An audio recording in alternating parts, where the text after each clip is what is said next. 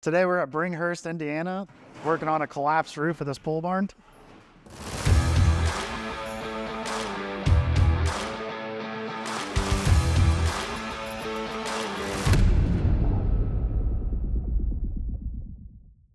So this is not an FBI building. We just got contacted to repair 72 feet of the collapsed roof.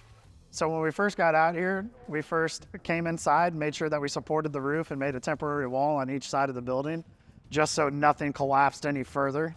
We've got some 2x6s and then made a measurement and just built our poles on the ground and then stood them straight up as we supported the roof line. So after we made our temporary walls, we went through and removed all of the interior ceiling, which also had blown-in insulation on top of it. So these trusses are 4 foot on center. So what we're having to do to remove them is go up and remove one piece of metal at a time, and then just going through and chopping out each part of the truss. Just that way, so everything doesn't fall down at once and we're able to control the damage a little bit at a time as we're going through removing everything.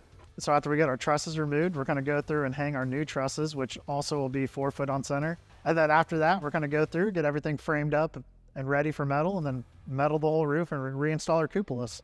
If you find this video helpful, please give it a thumbs up and subscribe to our channel for more post-frame content.